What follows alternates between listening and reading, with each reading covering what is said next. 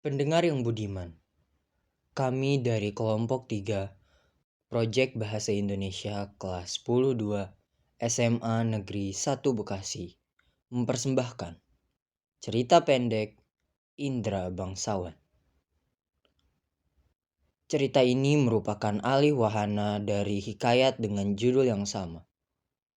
Pengarah proyek dan guru mata pelajaran Ibu Kus Rehana SPD. Kerabat kerja, narator Sherin Regina Maulidia.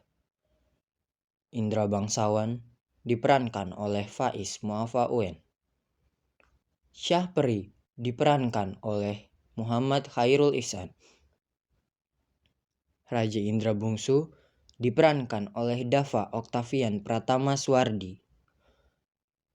Permaisuri Siti Kendi diperankan oleh Syahla Ataya Zafira.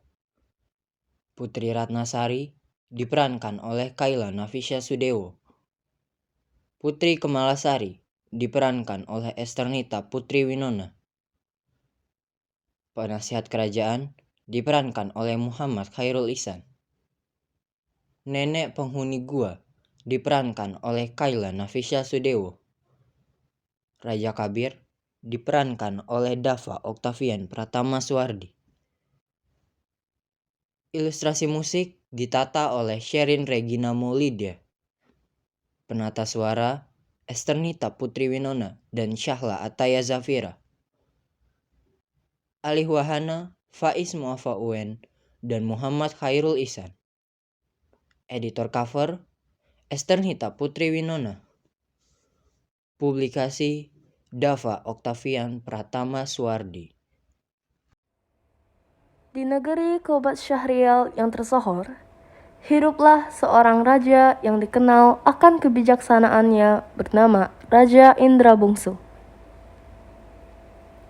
Sang raja hidup bahagia bersama istrinya, Permaisuri Siti Kendi, dan para rakyatnya yang hidup makmur dan sentosa. Meskipun hidup mereka terlihat sempurna, namun sebenarnya kebahagiaan mereka belum sepenuhnya terpenuhi.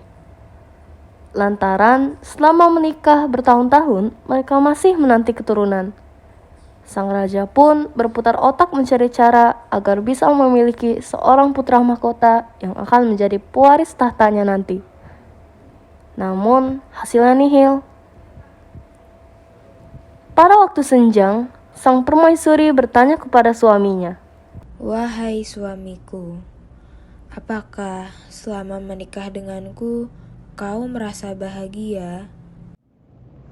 Tentu, istriku. Kehidupanku selalu bahagia bila bersamamu. Walaupun mungkin masih ada suatu penantian yang entah kapan datangnya. Tapi tidak apa-apa. Kita tidak boleh putus asa begitu saja. Nanti pasti akan tiba waktunya. Apakah kau yakin nanti akan tiba waktunya? Bagaimana jika kita tidak kunjung mendapatkan keturunan? Bagaimana jika kita tanyakan saja masalah ini pada penasihat kerajaan? Mungkin dia tahu solusi dari masalah ini. keesokan harinya, sang raja memanggil penasihat kerajaan untuk membicarakan perihal masalah ini. Jadi, bagaimana menurutmu? Semua usaha telah kami lakukan, namun tidak ada yang berhasil. Adakah solusi yang bisa kau tawarkan? Penasihat kerajaan pun akhirnya membuka suara. Begini tuanku, bagaimana jika Baginda mengadakan doa bersama, serta Baginda bersedekah kepada orang yang membutuhkan?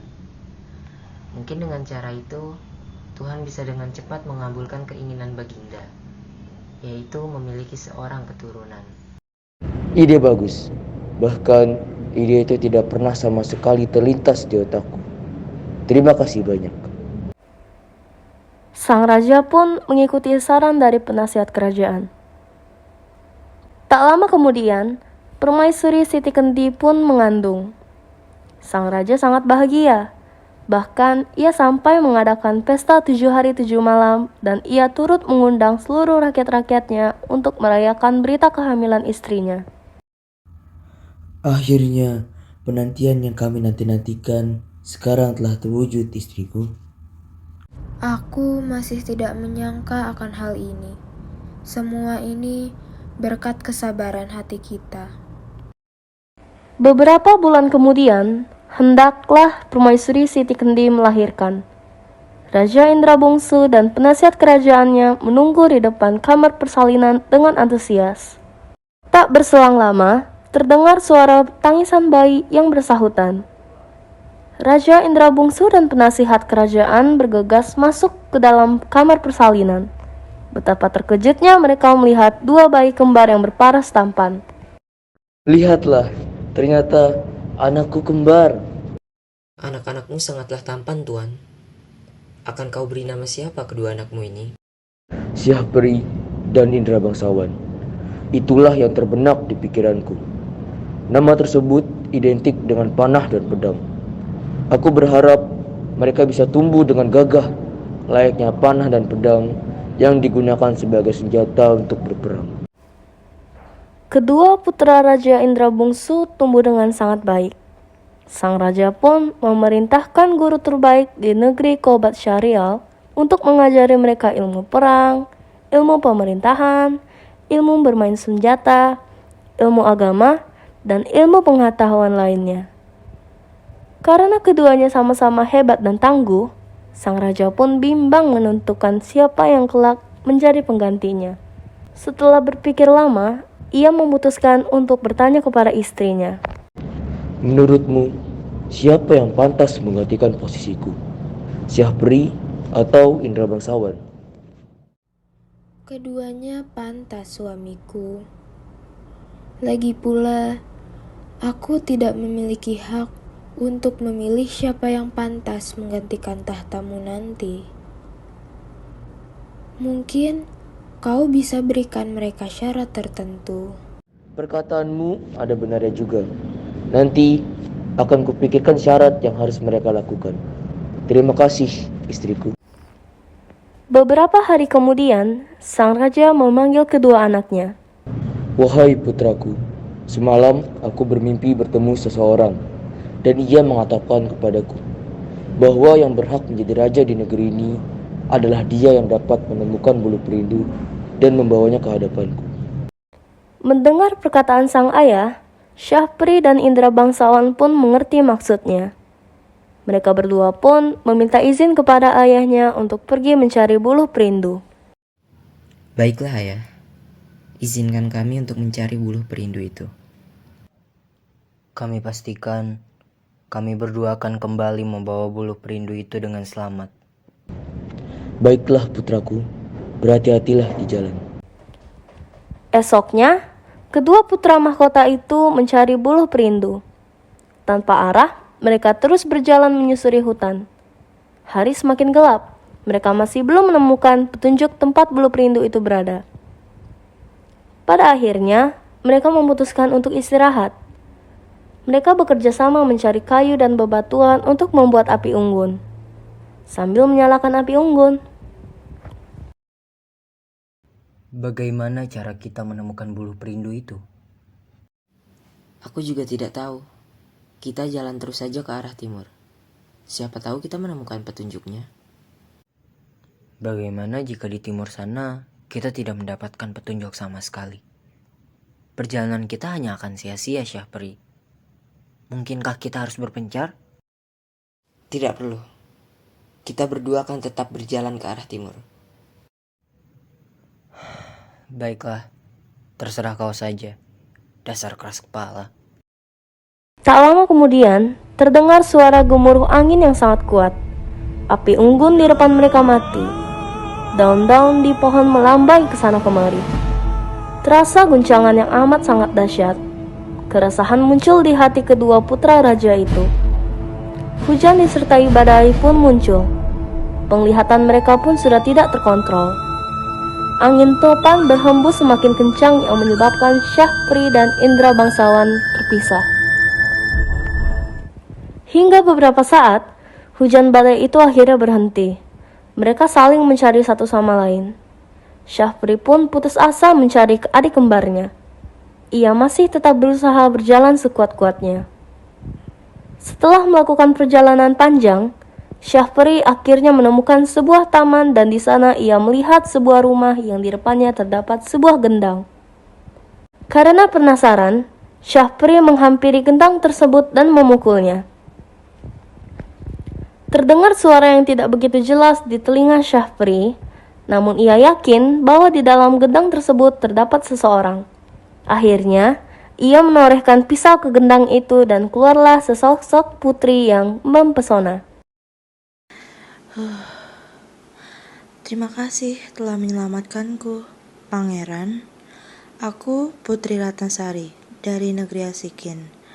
Negeriku telah hancur karena ulah Garuda raksasa yang ganas itu. Aku sengaja disembunyikan di gendang ini oleh ayah dan ibuku untuk menjagaku dari serangan Garuda itu. Siapakah namamu, wahai pangeran? Dengan senang hati Tuan Putri, aku Syahperi dari negeri Kobat Syahrial. Memangnya apa keperluanmu kemari, pangeran? Sebelumnya aku bersama saudara kembarku, Indra Bangsawan namanya. Kami berdua ingin mencari buluh perindu. Namun, di tengah perjalanan kami terpisah. Di tengah-tengah perbincangan mereka, Garuda raksasa itu terbang ke arah mereka dan membuat kericuhan. Tak tinggal diam, Syahperi pun melawan Garuda itu menggunakan panah sakti miliknya. Dengan sekuat tenaga, akhirnya Garuda itu berhasil dikalahkan olehnya. Terima kasih banyak. Kau telah menyelamatkan hidupku untuk kedua kalinya. Untuk kedua kalinya, ku ucapkan dengan senang hati Tuan Putri. Karena kebaikan Syahperi, Putri Ratnasari pun jatuh hati padanya. Syahperi pun merasakan hal yang sama. Ia juga jatuh hati kepada paras cantik dan kebaikan Putri Ratnasari.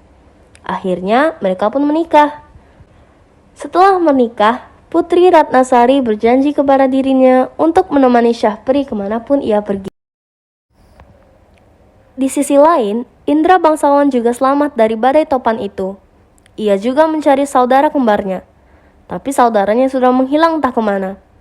Indra Bangsawan melanjutkan perjalanannya ke arah timur, hingga dia menemukan sebuah padang rumput yang luas. Di padang itu, terdapat sebuah gua misterius. Karena penasaran, Indra Bangsawan memutuskan untuk masuk ke gua itu. Siapa tahu ada petunjuk tentang buluh perindu. Namun bukan petunjuk yang ia temukan, melainkan seorang nenek tua. Wahai anak muda, siapakah namamu? Apa tujuanmu kemari? Namaku Indra Bangsawan, Nek. Aku tersesat sampai ke sini karena terpisah dengan saudaraku. Kami hendak mencari buluh perindu. Baiklah, Nak. Untuk apa kau mencari buluh perindu itu? Sebenarnya buluh perindu itu adalah syarat untuk salah satu di antara kami menjadi pewaris tahta kerajaan, Nek. Apakah Nenek tahu di mana buluh perindu itu berada? Sebetulnya aku memiliki buluh perindu itu, tapi aku tidak bisa memberikannya padamu begitu saja. Mengapa, Nek? Apakah ada syarat yang harus aku penuhi? Aku sangat ingin membawa pulang buluh perindu itu. Aku akan memberikannya padamu jika engkau bisa menyelamatkan negeri antah berantah dari serangan raksasa. Tanpa pikir panjang, Indra Bangsawan pun menyanggupi syarat dari sang nenek. Baiklah, Nek. Akan kusanggupi syarat darimu. Lantas, di mana negeri antah berantah itu? Saat ini kau telah tiba di lorong antah, Nak. Tak jauh dari sini ke arah timur, kau akan sampai di negeri antah berantah itu. Saat hendak berangkat, nenek itu membekali seekor kuda yang tangguh dan kuat. Perjalanan yang tidak begitu jauh, sampailah Indra Bangsawan di negeri entah berentah. Di sana, dia menyamar sebagai pemuda berambut keriting. Raja Kabir yang melihatnya pun tertarik untuk menyantikan sebagai teman dari putrinya. Raja Kabir yang melihatnya pun tertarik untuk menjadikannya sebagai teman dari putrinya, Putri Kemalasari. Putri Kemalasari juga sangat senang melihatnya dan memanggilnya si hutan. Pada suatu hari, Putri Kemalasari bercerita tentang nasib sepupunya di negeri Asikin yang telah dirusak oleh Garuda. Aku mendapat kabar bahwa sepupuku, Ratnasari, telah diselamatkan oleh Pangeran Syahperi dari Kobat Syahrial. Kapankah Indra Bangsawan akan datang kemari untuk menyelamatkanku? Indra Bangsawan memilih diam. Ia tidak mau penyamarannya terbongkar. Sampailah pada saat di mana raksasa keji menyerang negeri entah berentah. Raksasa mengamuk dan menimbulkan kekacauan. Para pengawal kerajaan kesulitan menghadapi amukan raksasa. Indra Bangsawan pun melepas samarannya. Dengan menunggangi kuda pemberian sang nenek dan sebilah pedang di tangan kanannya, ia berhasil menjatuhkan dan membunuh raksasa itu. Para pasukan perang bersorak kesenangan. Mereka sangat berbahagia.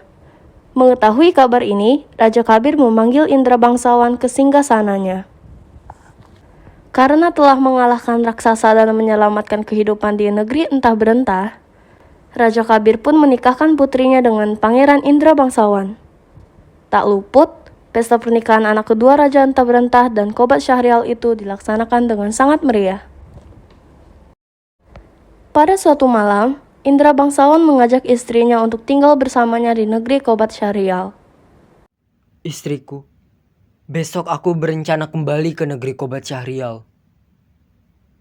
Aku tidak bisa meninggalkan kerajaanku begitu saja. Maka, maukah kau ikut denganku dan tinggal bersamaku di sana? Tentu saja suamiku. Aku istrimu. Tidak mungkin aku tidak mau ikut denganmu ke negeri tempat asalmu. Dengan senang hati, aku akan mengikutimu kemanapun kau akan pergi. Setelah meminta izin kepada Raja Kabir, mereka pun melakukan perjalanan ke negeri Kobat Syahrial menggunakan kuda yang diberikan nenek penghuni gua. Sebelum menuju ke Kobat Syahrial, mereka singgah ke lorong entah untuk mengambil buluh perindu yang telah dijanjikan nenek penghuni gua itu. Nenek itu dengan sukarela memberikannya kepada Pangeran Indra Bangsawan. Kau telah memenuhi janjimu, nak. Maka engkau berhak terhadap bulu perinduh ini. Terima kasih banyak, Nek. Kau sudah banyak membantuku. Aku berhutang budi padamu. Setelah mengambil buluh perindu, Indra Bangsawan dan istrinya pun melanjutkan perjalanan ke negeri Kobat Syahrial. Setibanya di sana, mereka disambut meriah oleh rakyat-rakyat yang telah menunggu calon raja mereka. Begitu pula dengan Raja Indra Bungsu dan Permaisuri Siti Kendi yang turut menyambut kedatangan Indra Bangsawan dan istrinya. Pada saat yang bersamaan, Pangeran Syahperi dan Putri Ratnasari juga kembali ke istana. Saudara kembar ini sontak langsung berpelukan. Mereka tak menyangka bisa bertemu lagi dengan membawa istri masing-masing. Pada saat itu pula, Indra Bangsawan menyerahkan buluh perindu kepada sang ayah. Raja Indra Bungsu pun memutuskan bahwa Indra Bangsawanlah yang akan menjadi penerusnya. Keputusan itu tidak sama sekali membuat Syahperi murka atau cemburu.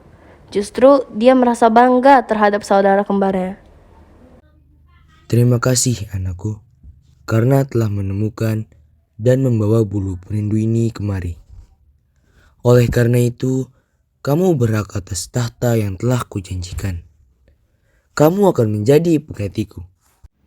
Terima kasih, Ayah. Akan kupastikan negeri ini semakin makmur nantinya. Selamat saudaraku. Aku sangat bangga kepadamu. Terima kasih, saudaraku. Walaupun hanya aku yang menjadi raja, tetapi aku ingin kau membantuku mengurus kerajaan ini. Baiklah Baginda, kapanpun kau butuh, aku akan selalu membantumu. Itulah gunanya saudara kembar kan? Kisah perjalanan kedua anak kembar yang mencari buluh perindu kini telah usai. Mereka hidup berdampingan dan saling menyayangi. Kehidupan rakyat di negeri Kobat Syahrial setelah kepemimpinan Indra Bangsawan menjadi semakin makmur dan mereka semua hidup bahagia.